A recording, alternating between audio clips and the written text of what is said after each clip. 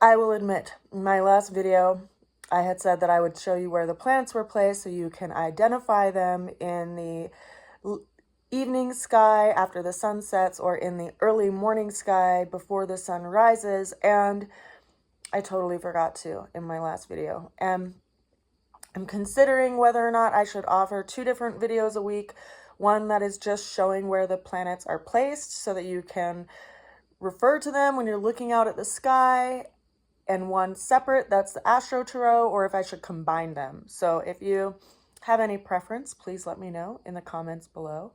Now, I initially started using this chart just to be able to kind of plot the transits so that I could understand how the transits were influencing my personal chart, and also to use it as a tool with my clients.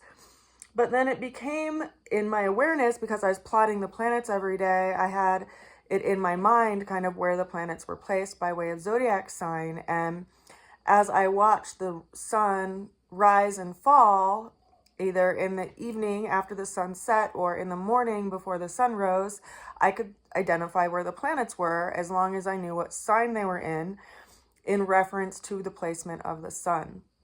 And this really came to my awareness one night when I was out looking at the stars with my friend, and she was like, "Oh, I bet that's this planet." And I thought to myself, well, the sun is in this sign, and all of these planets are in their particular sign at this moment. So based on where the sun is placed and the time that the sun set and what time of day it is right now, that is actually this other planet.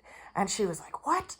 And she pulled out her star app and confirmed that it was the planet that I said that it was. And she was in awe that I could just kind of map it out that way. But it's because I plot the planets on a daily basis and weekly basis so I can see where they're at in the sky.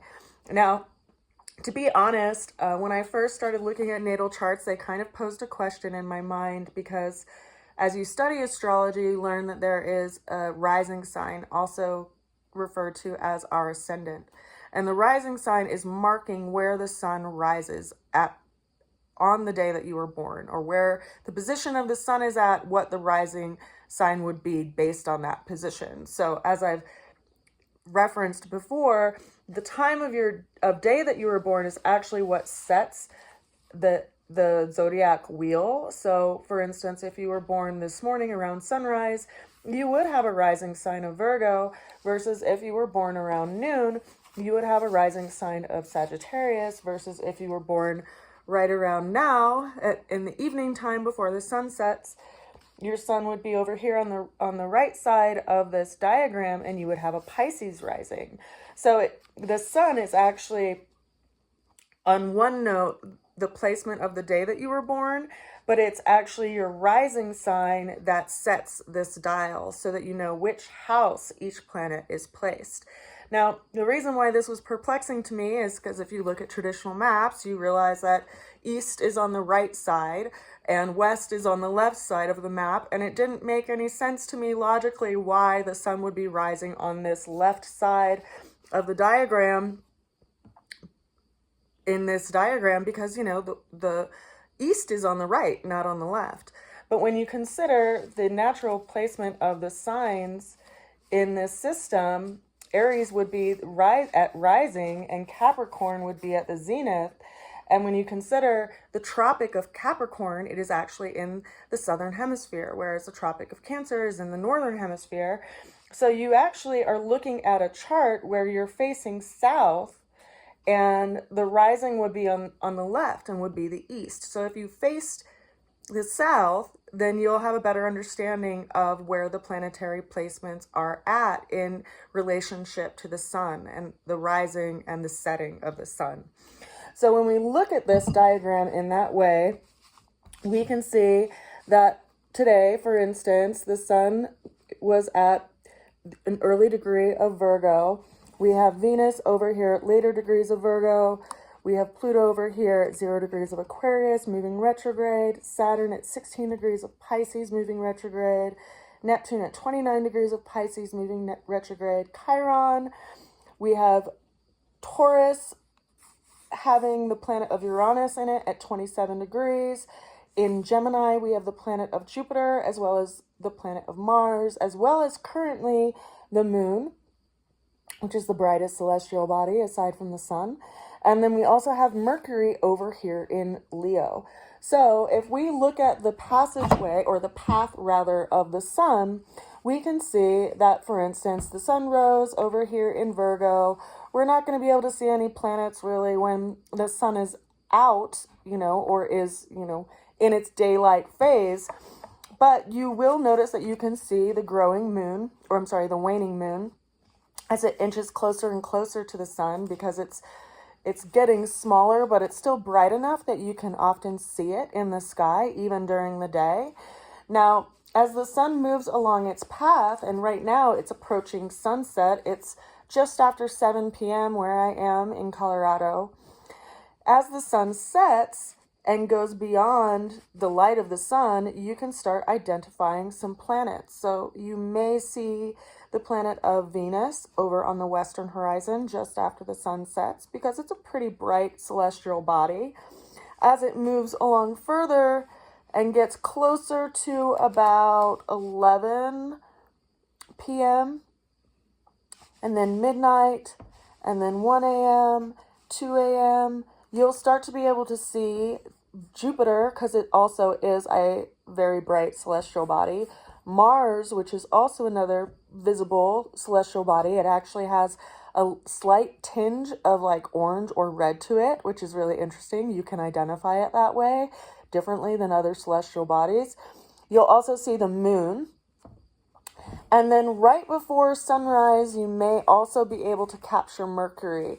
So, for instance, this morning I woke up at about 5 a.m. I worked in the coffee realm for a number of years, so I have a habit of waking up rather early, far before the sun on most days. And if that happens to you, I encourage you to go outside and look at the sky and face south and see if you can identify these planets, because I think it's interesting. I mean, why not, right? And right before the sun rises, you may be able to see Mercury, because it is also a pretty bright celestial body, being that it is the closest planet to the sun. Now, that's what the sky will look like for the next couple of days. Of course, if you wake up early in the morning, you'll be able to see this waning moon, which is getting smaller in size, but it moves through each zodiac sign over a course of about 2 days. It moves roughly about 12 to 15 degrees a day. So it will spend 2 days in any sign typically. So we're going to be having a new moon at the beginning of September on the 2nd or 3rd, depending on where you live. And of course, at that point, the moon, which is currently over here in the last degrees of Gemini, will be in direct alignment with the sun. So you won't be able to see the moon, because it will be rising and setting with the sun. And so you won't be able to see its reflection by way of the sun's position.